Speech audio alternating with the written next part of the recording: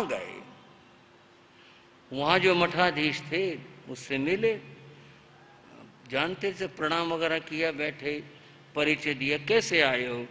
बोले भगवान के बारे में जानना चाहता हूँ। बोले पढ़ा करो। बोले ये सब पढ़ लिया मैंने। बोले अच्छा। बोले देखो भाई ऐसे तो भगवान मिलेंगे नहीं। बोले वो बोले गुरुजी उसमें गृहस्थ, बोले कैसे मिलेंगे? तुम ये गृहस्थ छोड़ दो, सन्यासी हो जाओ। बोले हो जाऊंगा। अगर भगवान मिलते हों तो मैं सन्यासी हो जाऊंगा। बोले फिर बहुत ठीक हो जाएगा। और देखो तुम्हें पता ही है हमारा मठ है बहुत बड़ा, 400 किले इसकी ज़मीन है मठ के, बहुत जगह हमारे डेरे हैं। और देख तू पढ़ा लिखा है, बहुत अच्छा लग रहा है, तेरे को मठाधीश बना देंगे, घोषित कर दूंगा मैं। बोला जी मैं जमीन लेने नहीं आया। रामकृष्ण ने कहा मैं जमीन लेने नहीं आया। और रही बात मुझे क्या बना, मुझे कुछ बनाना ना बनाना, पहले वो भगवान वाला मामला सुलझा दो मेरा। ये भगवान क्या चीज है नहीं है, क्या है, ये मेरी समझ में नहीं आ रहा, ये सुलझा दो। फिर तो आप जो कहोगे, सन्यासी कहोगे मैं सन्यासी बन जाऊंगा, आप कहोगे मठाधीश हो जा, ये हो जा, मैं सब हो जाऊंगा। भाई तू आया कर, फिर हमारे पास आया कर। बोले आ जाऊंगा। उसके इतना धैर्य था, 6 महीने लगातार जाते रहे, सुबह भी और शाम भी।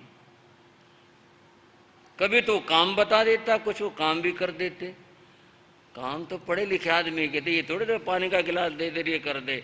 वो जो भी मठ का काम होता वो काम कर देते। कुछ और होता फिर कहते तू सन्यासी बन जा। बोले सन्यासी बन जाऊंगा मैं। भगवान का मामला सुलझा दो मेरा, ये क्या चीज है नहीं है, क्या है ये? आखिर सन्यासी हूं। बोला देख भाई भगवान हमारे को भी नहीं मिला, साफ बात है। और भाई तू यहाँ आ जा, तू भी साधना करते रहना, और क्या पता भगवान मिल जाए। बोले यूं नहीं, अंधेरे की यात्रा नहीं करूं मैं, क्या पता नहीं, यूं कहो हम दिखाएंगे तुझे, मैं तब आऊंगा। जाना बंद कर। 6 महीने करी ये मामला, 6 महीने तो आए गए उसके पास में। उनका जन्म रोहतक का था। रोहतक में है एक बाबरा मोहल्ला, शहर का प्रमुख स्थान है, वहाँ उनका घर था बाबरे में। बाबरे में जैन भी बहुत हैं, अभी भी हैं, पहले भी थे। उनके यार दोस्त जैन लड़के थे, उनकी उम्रों के बहुत थे। एक दिन वो जैन योग बोले तू सारी जगह फिर आया तो हमारे गुरु के पास चल, तेरी जो बात है ना वहाँ बनेगी तू। बोले चल पड़ूंगा, पर मेरी बात बन जाए। बोले हाँ बन जाएगी। वो लेगी। बाबरे मोहल्ले का जो बाजार है उसमें पुराना जैन स्थानक था, वहां गए और वहां विराजमान थे हमारे बड़े संत, और उनके सेवा में थे मेरे बाबा गुरु, जो उसमें युवा थे, योगीराज श्री राम जी लाल जी महाराज, वो वहां थे। गए जब, वो योगीराज गुरु महाराज आगे बैठे थे, बाकी संत विश्राम में थे, कुछ थे, वो बैठे थे। वंदना की, नमस्कार किया। अब कोई नया आता है तो एकदम आंखें ठहरी जाती हैं, भाई ये, बोले जी ये जैनी नहीं है। गुरु महाराज बोले मैंने कब पूछा तुम्हारे से जैनी ना, मैं तो ये पूछ रहा हूँ भाई ये युवक कौन है? ये जो हमारा दोस्त है इसका नाम रामकृष्ण है। बोले मैं तो इतना ही पूछा था, मैं तो और तो नहीं पूछा, जैनी बिना जैनी मैं तो कोई बात नहीं करी। बोले हाँ जी, इसके सवाल है जी कुछ, बता भाई अपने सवाल बता, महाराज को बता तो अपने सवाल। रामकृष्ण ने वही कहा जी मैं भगवान के बारे में जानना चाहता हूँ। भगवान है, भगवान मिल सकते हैं, दिख सकते हैं या नहीं दिख सकते हैं, भगवान क्या है मैं ये समझना चाहता हूँ। बंधुओं ये मैं बात को घड़ करके छील के नहीं बता रहा, मैं उन महापुरुषों की बात बताने लग रहा हूं। गुरु महाराज योगीराज ने कहा तू बातों में समझना चाहता है या अनुभव में समझना चाहता है? बोला अनुभव में। बातें तो मैंने बहुत सुन ली, बातें मैंने किताबें बहुत पढ़ ली, अनुभव में। बोले अनुभव शब्दों में नहीं बताया जाता। उसको तो एकदम सांस रुकी। बोले इन्होंने मने कर दिया, कह दिया, बता। बोले जी फिर? बोले तू मेरे पास हर रोज आया कर, 1 महीना आना है। 1 महीने में अगर तू संतुष्ट हो जाए आगे आना, नहीं तो 31वें दिन मेरे पास मत आना। इतनी खरी खरी कोई कह देगा?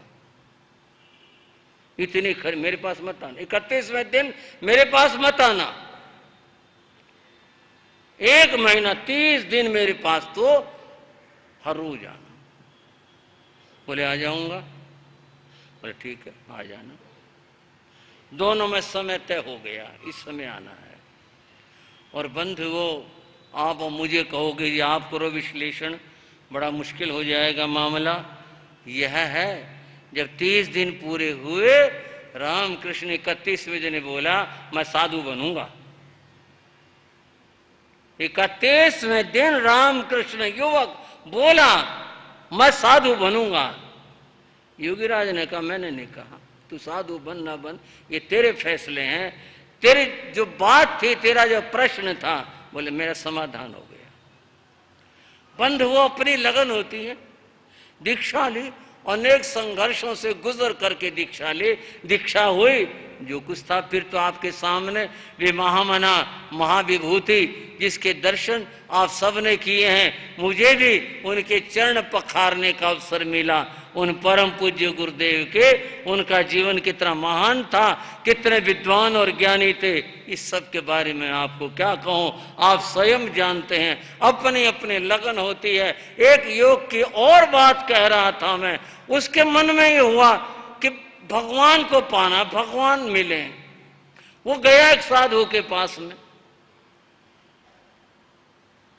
जी मैं भगवान के दर्शन करना चाहता हूं, भगवान के दर्शन हो सकते हैं? बोले हाँ हो जाएंगे। ये भी अजीब साधु निकला। योगीराज जी भी विचित्र थे जिन्होंने हाँ भर दी थी, और ये जिस साधु के मैं कहानी बता रहा हूं ये भी विचित्र निकला, जाते हाँ भर दिए। भाइयों, हमारे पास, मेरे पास आके कोई जी भगवान के दर्शन करवा दो, भाई आया कर, हर रोज आया कर, देखो कोई बात नहीं, जाप बता देंगे तेरे को, तो जाप करा कर, पढ़ा कर।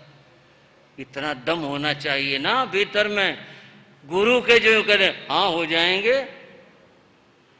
आसान काम थोड़े इतना इतना कहना हाँ हो जाएंगे। ये तो वो कहेगा ना जिसने खुद दर्शन कर रखे हो, जिसने दर्शन ना कर रखे हो वो तो फिर बहाने बनाएगा, भाई आया कर, तो बस हर रोज आया कर।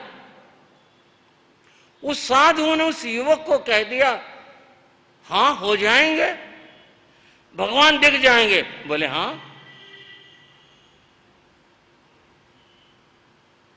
बोला जी दिखाओ। बोले आज नहीं। बोले फिर कब जी? बोले कल आ जाना। तुम कल आ जाना मेरे पास में। बोले जी आ जाऊंगा। कब आना है? साधु ने कहा बता दिया समय, कुछ भी कल्पना कर लो आप, इतने बजे आ जाना, तब आ जाना। बोले अच्छा जी आ जाऊंगा। वो चला गया उस दिन, और दूसरे दिन ठीक समय पर आ गया। आ गए भाई? हाँ जी। वो जी आपने कहा था भगवान के बारे, हाँ हाँ मैंने बुलाया था तेरे को। तो जी फिर भगवान के दर्शन बताऊंगा बाद में, चल खड़ा हो। वो खड़ा हो गया, और मेरे साथ साथ चल, यहाँ नहीं, इस कुटिया में नहीं, कहीं और लेके चलूंगा तेरे को, और कहीं। उसने कहा कहीं ले जाता होगा साधु, जंगल में, गहरे में, एकांत में, अंधेरे में, गुफा में, कहीं चलो। वो तो आया था पक्का होकर के, चलो। ले गया दूर। आगे एक कब्रिस्तान आ गया, लगता होगा किसी गांव का कोई कब्रिस्तान। उसकी बाउंड्री बनी हुई थी, कब्रिस्तान लिखा हुआ था। वहां जाकर वो साधु रुक गया। बोले ये क्या है? बोले जी लिखा हुआ है कब्रिस्तान। बोले ठीक है। और साधु वहां बैठ गया कब्रिस्तान के बाहर, और उससे बोला देखो भगवान को पाने चले हैं, इतना आसान काम नहीं होता जितना तुम समझ रहे हो, पर करेंगे कुछ। अब भगवान को पाने के लिए जो करना वो बता रहा हूं। तो दरवाजा खोल इसका और अंदर चला जा कब्रिस्तान में। बोले अच्छा जी। और एक काम करना, यहां देख कितनी सारी कब्रें हैं, देख इधर उधर वो देख कितनी है ना कितना। बोले हाँ जी बहुत है।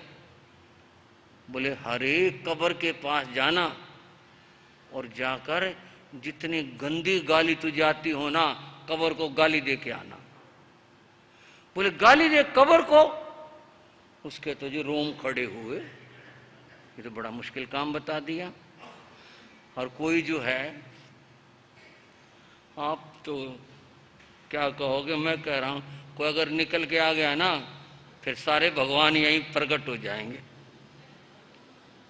एक आदमी कब्रिस्तान के पास में जा रहा था, तो मेरे को कई एक बात याद आ गई।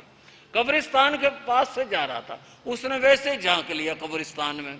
उसने देखा एक स्त्री, महिला, औरत कब्र के ऊपर बैठी है, बड़े आराम के साथ में, बड़े आराम से बैठी है कब्र के ऊपर। उसने कहा कमाल है, यहां तो जाते भी डर लगता है, अच्छे अच्छे को डर लगता है, और ये कब्र के ऊपर बैठी हुई है, कमाल हो गया, इसको डर नहीं लग रहा।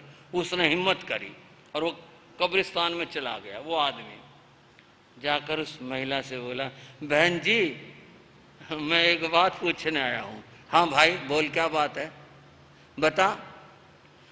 बोले आप है ना इस कब्र के ऊपर बैठी हो, आपको डर नहीं लगता? उसने पूछा आपको डर नहीं लगता? वो औरत थोड़ी मुस्कुराई और बोले भाई अंदर गर्मी हो रही थी, मैं फिर बाहर आके बैठ गई हवा में।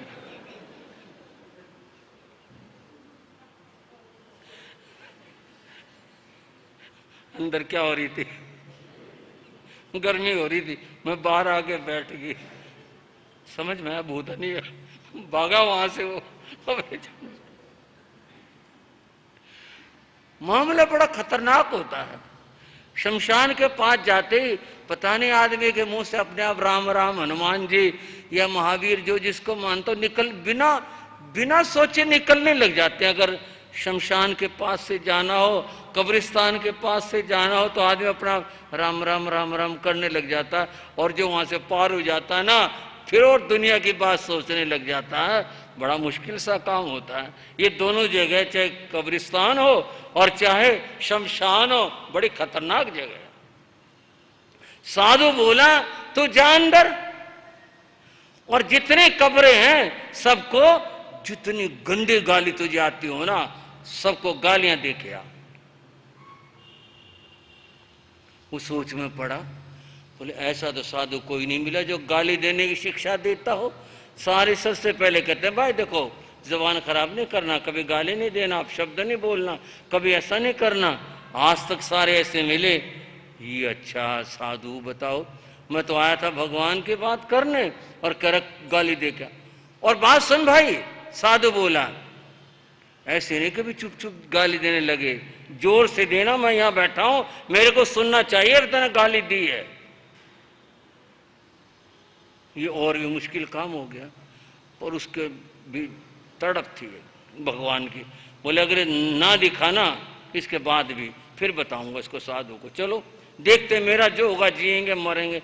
वो कब्र के पास गया, एक के पास, और की उसने बकवास जो भी कर सकता था दी गाली, यहां दी वहां दी वहां दी वहां दी। बहुत टाइम लगा, बहुत कब्रें थी, सब जगह पर जाकर को गालियां दे दे करके कुछ हिम्मत से भी आ गई। फिर कोई उठ के तो आया नहीं, कोई बात तो हुई नहीं, गालियां दे करके सबको फिर बाहर आया। बोले हाँ जी महात्मा जी। हाँ भाई, वो मैंने गाली दे दी सबको, आपने भी सुने हो? हाँ भाई बड़ी हिम्मत करी तेने, बहुत हिम्मत करी, मैंने सुन रही थी तू गालियां दे रहा था। बोले फिर भगवान की बात? बोले अभी कहाँ पूरी हुई है, अभी तो हम चले उस रास्ते के ऊपर, तूने एक काम पूरा कर दिया, बड़ा अच्छा कर दिया, अब दूसरा काम पूरा कर। बोले और क्या करना? बोले अब दोबारा से जा, कब्रिस्तान में अब तो दोबारा से जा।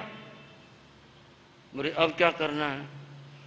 उसने सोचा भी ये बताएगा तो तोड़ के आ, ये मरवाएगा कहीं न कहीं, बताओ क्या बताएगा। बोले हाँ जी अब क्या करना है? बोले नहीं, हाथ जोड़ के सारी कब्रों से कहना कि मैंने आपको गाली दी, मुझे माफ़ कर दो, मैंने आपको गाली दी, मुझे माफ़ कर दो। सारी कब्रों से माफ़ी मांगना और फिर उनकी स्तुति करना, आप बड़े महान हो, आपकी क्या बात है, आप तो अजर अमर हो, आप तो अल्लाह ताला के करीब पहुंच चुके हो और मैं आपसे माफ़ी मांगता हूँ, मुझे माफ़ कर दो। और आपकी महिमा तो बहुत ही अद्भुत है, तू जितनी प्रशंसा कर सकता हो, जितने तेरे पास शब्द हों वो सब कह करके आना। अच्छा जी, इस बार गया, अब की बार हौसला था उसमें, जाके उसने माफ़ी मांगी, प्रशंसाएं की, खूब अच्छे अच्छे प्रशंसा की, नतमस्तक हुआ, सारी कब्रों के वहाँ वह हो करके आया, सबके पास जा करके आया, हो गया काम, वापस आया, महात्मा से बोला हाँ जी मैं सबसे माफ़ी मांगा, माफ़ी मांग आए? बोले हाँ जी। अब तो मुझे एक बात बता। बोले हाँ जी बोलो। जब तूने किसी कब्र को गाली दी, कोई उत्तर मिला तेरे को? किसी ने कुछ कहा? कोई उठकर आया? बोले ना जी कोई नहीं आया। जब तूने प्रशंसा की तब क्या हुआ? किसी ने कुछ कहा तेरे को, आशीर्वाद दिया हो, कुछ बोला हो, कुछ कहा? बोले ना, कोई आवाज ही नहीं आई, कुछ नहीं, किसी ने कुछ नहीं कहा। साधु बोला अब बात सुन, इसका नाम है समता, इसका नाम है समत्व, ये रास्ता है, जीवन में सीधा चला जा, भगवान के घर पहुंच जाएगा। जीवन में क्रोध नहीं करना, निर्ममो निरहंकारो, न गुस्सा करना, न लोभ करना, न अहंकार करना, कुछ नहीं, ये रास्ता है समत्व का, इसके ऊपर चला जा तो ये भगवान मिलेंगे और पक्के मिलेंगे।